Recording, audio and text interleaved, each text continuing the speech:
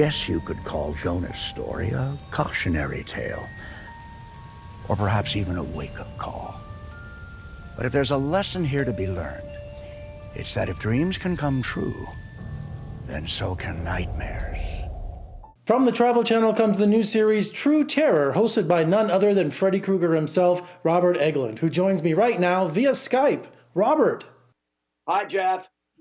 Well, I'm a Las Vegas native, and my city is shut down, my state is shut down, so it's really creepy having a city that usually has tens of thousands of tourists, and it's just totally quiet. Somebody said 45 days. They said sort of like to think of spring of 2020 like the Europeans think of an extended vacation in August, just do all the home projects you have to do and work out of your home office. I am Generation X, and I just wanted to thank you because you made my high school years so incredible, such great memories, seeing all the Freddy Krueger films, so this is a total thrill. Well, thank you. It's a dirty job, but somebody had to do it, Jeff. Well, Robert, your new series, True Terror, what I love about this is that it takes from headlines and our historical accounts of the dark secrets of this country. Well, they approached me, the Travel Channel people approached me. And what really hooked me, I'm getting to be kind of an old dog here. And you remember when you were a kid, you might have liked the Civil War part of history classes. I think I liked the Greek gods and mythology part of history, but I wasn't really intrigued by anything else, through junior high school and high school and college. Now I love history. I could spend years studying the Roman Empire, or English history, and what I love about our show is we have that distance, historical distance on all of our kind of macabre tales. And it's a way of kind of looking back in time at the American psyche and seeing the kind of stuff that intrigued us in tabloid journalism, that we were entertained by, things that became urban legends and myths to tell around the campfire or at summer camp. And yet some of them are absolutely true. And, we have one on, I believe it's on tonight, about the smallpox epidemic in New Orleans. We call it our Buried Alive segment, but it's a little close to home at this time. But that actually happened. I mean, the coffin makers and the hearse drivers and the coroners and the gravediggers were all in cahoots, and they were burying people alive. Medical science wasn't what it is now. And so there were a lot of people they didn't even know were still alive, and they just nailed them in that pine coffin and hauled them down to the cemetery. Yes, that teenager that got smallpox, he was buried alive, and he wasn't dead, though. And there's a fear back then, or the fear of being buried alive is called tapophobia, or tascophobia. That's just unnerving that medical science wasn't advanced back then, that they could tell if you were dead or not. Yeah, well, it's very primal. That's one of my favorite episodes. I mean, me, I've worn makeup in a lot of roles, and so I think the guys did a great job on the makeup on the smallpox blisters. But also, there's something really primal about being buried alive. I mean, we know the old trope of dirt on the coffin, and you hear it hitting the coffin from the inside. But we've seen that in a lot of horror movies. But there's just something primal about investing yourself emotionally anytime that happens in a film or in a story by H.P. Lovecraft or Edgar Allan Poe or someone. And it's like the falling dream or the drowning dream or the getting burned alive dream. It's just a real primal fear that's engaged by that. No. George is still alive. Please, I'm not dead.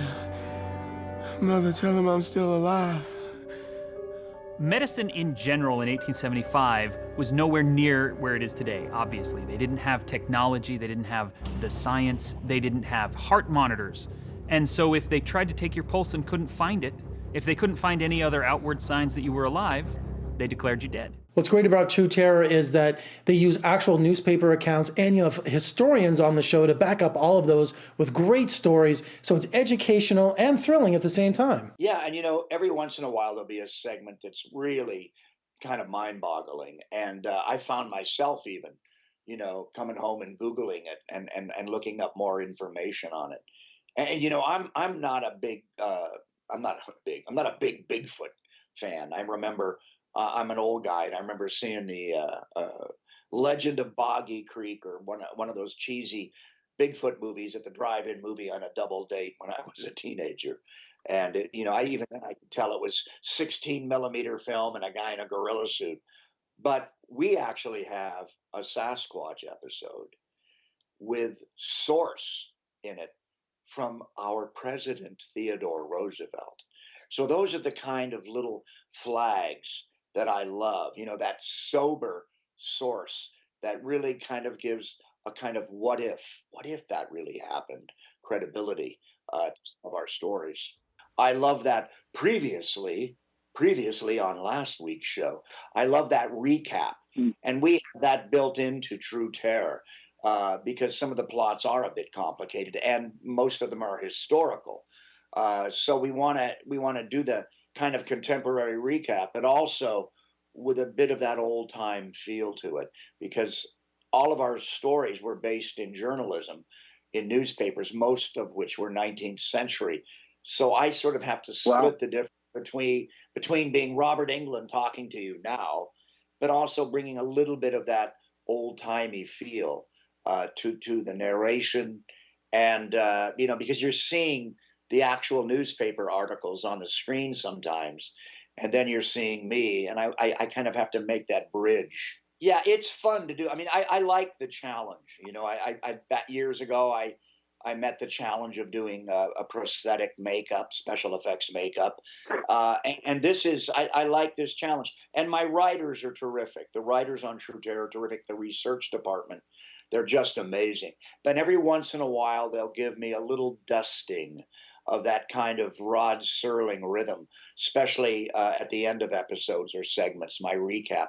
And I love that. So if you watch carefully, you'll hear me plug in a little bit into as I was a huge fan of Twilight Zone as a kid.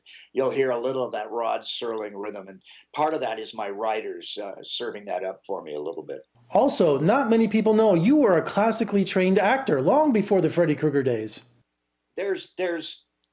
You learn. I was trained English style. I went to the American branch of the Royal Academy of Dramatic Art, and they're a little different. American actors serve themselves first, then the director, then the writer.